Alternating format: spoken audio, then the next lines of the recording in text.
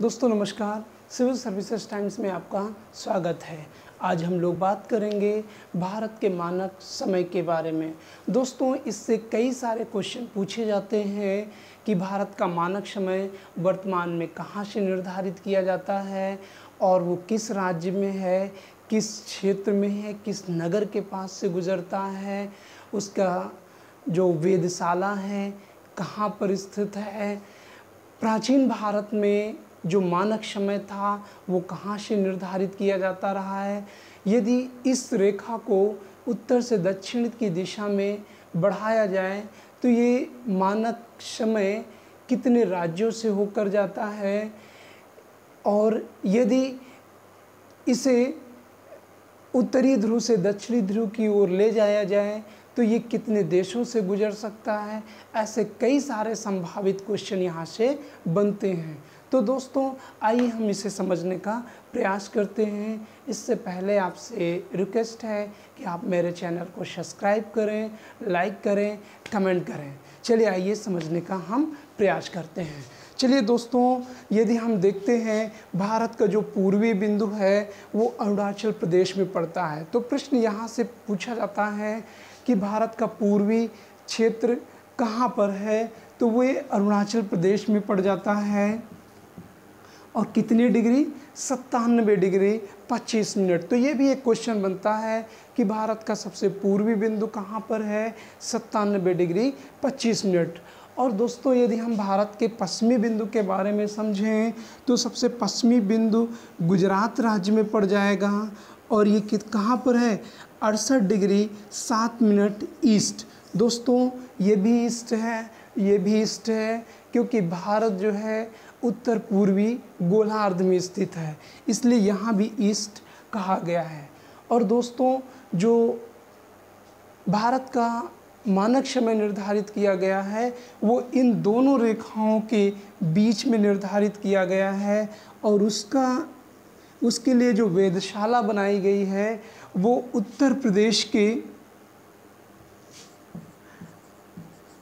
इलाहाबाद के नैनी में स्थापित किया गया है। और ये क्वेश्चन पूछा जाता है कि भारत का जो मानक समय है वो कहाँ से निर्धारित होता है, तो वो उत्तर प्रदेश के नैनी से। और ये पूछा जाता है ये कितने डिग्री चैनल पे है, ये कितने डिग्री पर है, तो ये लगभग 82.5 डिग्री पर है। तो ये भी एक क्वेश्चन पूछा जाता है कि ये कितने डिग्री पर है। दोस्तों यदि हम इसी रेखा को उत्तर से दक्षिण की दिशा में बढ़ा दें तो ये कितनी रेखाओं को काटेगी, कितने देशों को काटेगी, ये कितने राज्यों को काटेगी, यहाँ पर ये समझने का विषय है। इससे पहले हम कुछ राज्यों की सीमाओं को निर्धारित कर रहे हैं। जैसे ये आपका उत्तर प्रदेश है, और ये आपका मध्य प्रदेश है, ये आपका छत्तीसगढ़ है, और ये आपका उड़ीसा है, और ये है आपका आंध्र प्रदेश। तो दोस्तों यदि हम इस सीमा रेखा को उत्तर से दक्षिण की दिशा में निर्धारित करें तो ये सीमा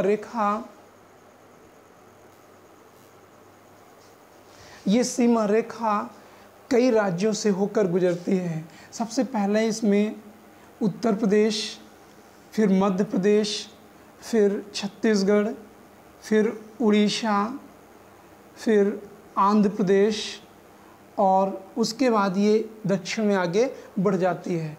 तो प्रश्न ये बनता है कि यदि मानक समय को उत्तर से दक्षिण की दिशा में निर्धारित किया जाए तो उत्तर से दक्षिण के बनने वाले राज्यों का क्रम आप ये देखेंगे, उत्तर प्रदेश, मध्य प्रदेश, फिर आ जाएगा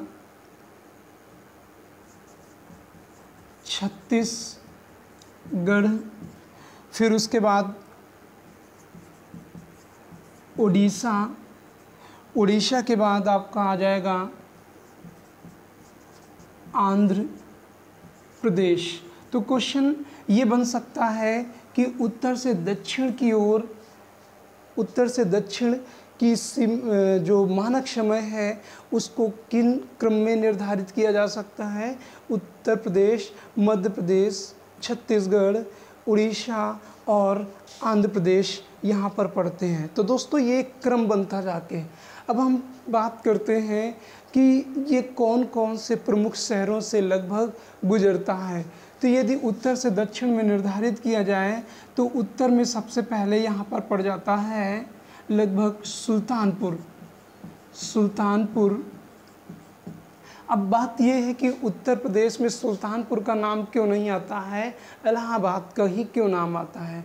क्योंकि जो वेधशाला है वो कहाँ पर निर्धारित किया गया है, तो वो इलाहाबाद के नैनी पे है, इसीलिए आपको नैनी बताया जाता है। और जो नई एनसीईआरटी है वो मिर्ज़ापुर बताती है, तो आप लिख करके मिर्ज़ापुर भी निर्धारित किया जाता है। उसके बाद अगर हम देखें तो छत्तीसगढ़ का जो बिलासपुर ज़िला है, कौन सा, बिलासपुर, ये भी जो है इसी रेखा के सीध में आएगा। और इसी रेखा में छत्तीसगढ़ का दूसरा जो ज़िला है जिसका नाम है जगदलपुर, तो जगदलपुर भी कहाँ पे है, छत्तीसगढ़ में है और इसी रेखा के सीध में आता है। उसके बाद आंध्र प्रदेश का काकीनाडा,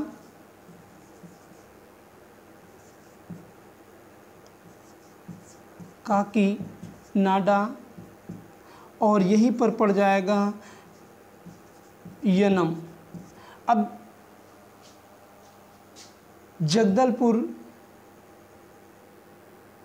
छत्तीसगढ़ में है, काकीनाडा आंध्र प्रदेश में है, यनम जो है पुडुचेरी का भाग है। तो आप ये देख सकते हैं दोस्तों कि इस रेखा के उत्तर से दक्षिण के निर्धारित करने के क्रम में कई सारे आपके राज्य आ जाते हैं, कई नगर आ जाते हैं। अब दोस्तों लास्ट जो क्वेश्चन यहाँ से बनता है वो ये है कि यदि उत्तर से दक्षिण में निर्धारित किया जाए तो ये कौन कौन से देशों से होकर गुजरती है। तो दोस्तों ये भारत से, श्रीलंका से नहीं गुजरती है, भारत से गुजरती है। और ये आपका नेपाल हो जाएगा, नेपाल से गुजरती है। और चाइना, इधर हम नाम लिख देते हैं, भारत के उत्तर में नेपाल, और नेपाल से के उत्तर में चीन पड़ जाता है, और चीन के उत्तर में कजाकिस्तान पड़ जाता है, और कजाकिस्तान के ऊपर रूस पड़ जाता है। तो दोस्तों उत्तर से दक्षिण की रेखा को यदि बढ़ाया जाए तो हम यहाँ पर देखते हैं कि सबसे उत्तर में रूस पड़ जाएगा, दूसरा कजाकिस्तान पड़ जाएगा, तीसरा चीन, नेपाल, भारत। तो ये उत्तर से दक्षिण के क्रम में भी हो गया और ये देशों का क्रम भी हो गया। तो इस तरीके से आप देखते हैं कि वर्तमान में जो टाइम जोन है वो 82.5 डिग्री पर इलाहाबाद के नैनी से माना जाता है। दोस्तों यदि हम प्राचीन काल के बारे में बात करें तो प्राचीन काल में भारत का जो टाइम जोन है वो मध्य प्रदेश के उज्जैन से निर्धारित होता था। तो अब उज्जैन से ना निर्धारित करके ये एक अंतर्राष्ट्रीय टाइम जोन के अनुसार हो गया 82.5 डिग्री। और कहाँ से गुजरता है, ये उत्तर प्रदेश के नैनी से। तो दोस्तों ये जानकारी आपको कैसे लगी, यदि आपको अच्छी लगे तो आप मेरे चैनल को सब्सक्राइब ज़रूर करें, लाइक करें, कमेंट करें और शेयर करें। Thank you.